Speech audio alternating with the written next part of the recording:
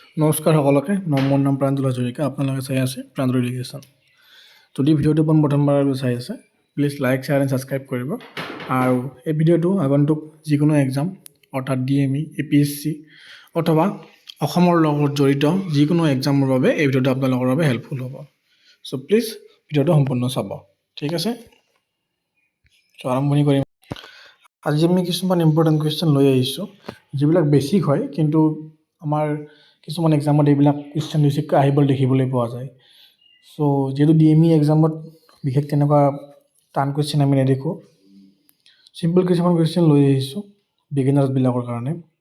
When did the Ahom establish their kingdom in Assam? আহোমসকলে অসমত কেতিয়া মানে কোনটো চনত তেওঁলোকৰ ৰাজধানী বিস্তাৰ কৰিছিলে, ঠিক আছে? কেতিয়া তেওঁলোকে নিজৰ ৰাজধানী পাতিছিলে বা তেওঁলোকে কেতিয়া আহিছিলে, সেইটোও হ'ব পাৰে। এইটো কেতিয়া তেওঁলোকৰ কিংডম অসমত ইষ্টাব্লিছ কৰিছিলে। ইয়াৰ ভিতৰত আমি যদি চাওঁ, ইয়াৰ অপশ্যন আছে 1228, 1328, 1150 আৰু 1253। তাৰ ভিতৰত আমি যদি চাওঁ, এটা শুদ্ধ অপশ্যনটো হ'ব অপশ্যন এ, 1228ত তেওঁলোকৰ কিংডম বিস্তাৰ কৰিছিলে। আৰু যদি আমি চাওঁ যে কওঁ যে আহোমসকলে কেতিয়া অসমত ৰাজধানী পাতিছিলে, তেতিয়া হ'ব আপোনালোকৰ এনচাৰ 1253। 1253ত তেওঁলোকে চৰাইদেউত তেওঁলোকে ৰাজধানী পাতিছিলে, ঠিক আছে? আৰু কেতিয়া তেওঁলোকে কিংডম আৰম্ভণি কৰিছিলে বা কেতিয়া আহিছিলে, কিংডম মানে তেওঁলোকৰ বিস্তাৰ কৰিছিলে, সেইটো হ'ব 1228। দ্বিতীয়টো আহিলে, হু was the first king of the Ahom? আহোমৰ প্ৰথম ৰজা কোন আছিলে? সেইটো আমি সকলোৱে জানো, বহুত ভালকৈ জানো। চ' এইটো মই ভাবোঁ মই এনচাৰ নিদিওঁ, আপোনালোকে এইটো জনাব, ঠিক আছে, কোনটো হয় option. Who was the most famous king of the Koch? কোচসকলৰ সকলোতকৈ জনপ্ৰিয় তথা মানে সকলোৰে পৰিচিত ৰজা কোন আছিলে?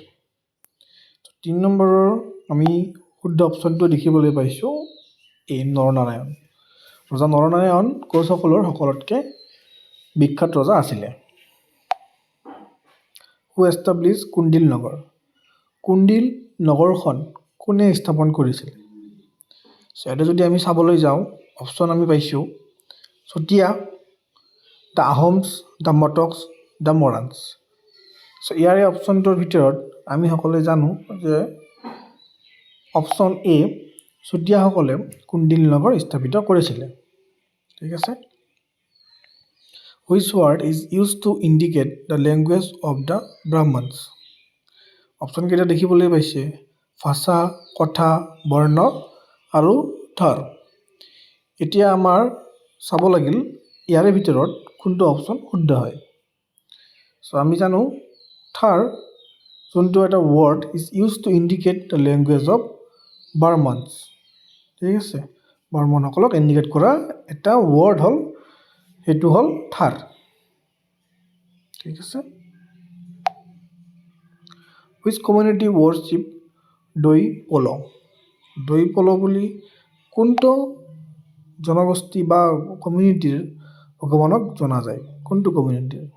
তাৰে ভিতৰত আমি এটা অপশ্যন কিছুমান পাইছোঁ, ৰাভা আছে, দ্য মিজোজ আছে, দ্য মিচিং আছে, দ্য নাগাজ আছে। তাৰে ভিতৰত শুদ্ধ অপশ্যনটো হ'ব অপশ্যন চি, দ্য মিচিং। মিচিংসকলৰ এটা ভগৱানৰ নাম হৈছে, তেওঁলোকে পূজা কৰে যাক তেওঁক দৈ পল বুলি কোৱা হয়। এগাম is a ruler of which community? এগাম কোন কমিউনিটিৰ শাসক আছিলে, এইটো সুধিছে।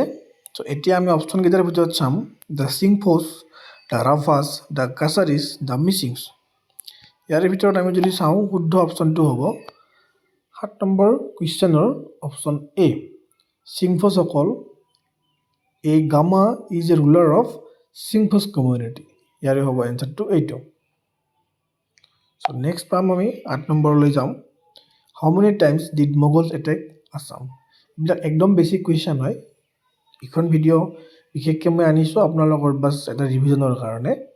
চ' এতিয়া চাওক, অসমত মোগলে কিমানবাৰ আক্ৰমণ কৰিছিলে? এইটো আমি সকলোৱে বহুতবাৰ আমি পঢ়িছোঁ আৰু সৰুৰ পৰাই শুনি আহিছোঁ। যদি কোনোবাই জানে জনাওক, ঠিক আছে, তথাপিও মই কৈ দিছোঁ বাৰু 17 টাইমছ মোগলে অসমত আক্ৰমণ কৰিছিলে।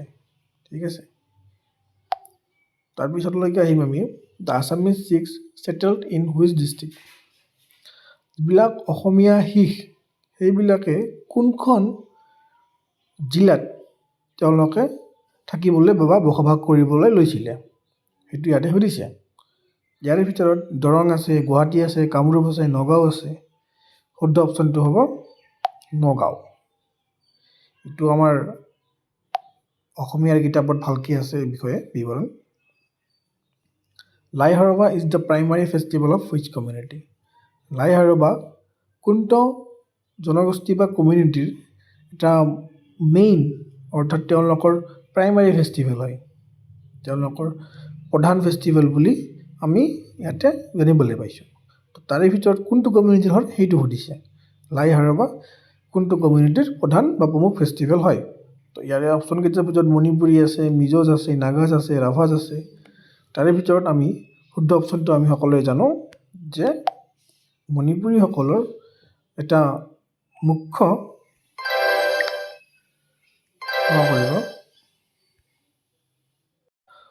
টেকনিকেল ইছ্যু আহিছিলে। চ' লাই হাৰবা কোন কমিউনিটিৰ মুখ্য ফেষ্টিভেল হয়, তো মণিপুৰীসকলৰ। ঠিক আছে, নেক্সট আমি যাম king Sarbananda Singh represented which community. ৰজা সৰ্বানন্দ সিংহই কোনটো জনগোষ্ঠীক তেওঁ ৰিপ্ৰেজেণ্ট কৰিছিলে। তাৰে ভিতৰত আমি অপশ্যনবিলাক আমি পাইছোঁ মৰাণ, মটক, আহোম, সোণোৱাল। আমি ইয়াৰ বিষয়ে হয়তো পঢ়িছোঁ আগতে সকলোৱে, মই জানো আপোনালোকে শুনিছে। মটকসকলৰ যিজন মানে ৰজা আছিলে ফেমাছ, তেওঁলোকৰ ভিতৰত সৰ্বানন্দ সিংহ মটকসকলক ৰিপ্ৰেজেণ্ট কৰিছিলে। আৰু মই যিমান দূৰ পঢ়িছোঁ তেওঁৰ হয়তো ঘৰ বোলে তেওঁৰ ৰাজধানীখন কেপিটেলটো বেংগলৰত আছিলে। ঠিক আছে, চ' এই বিষয়ে যদি আপোনালোকে বিতংভাৱে জানে তো জনাব, আৰু কোন চনত তেওঁৰ ৰাজধানীখন পতা হৈছিলে বেংগলৰত সেইটো আপোনালোকে কমেণ্টত জনাব মোক।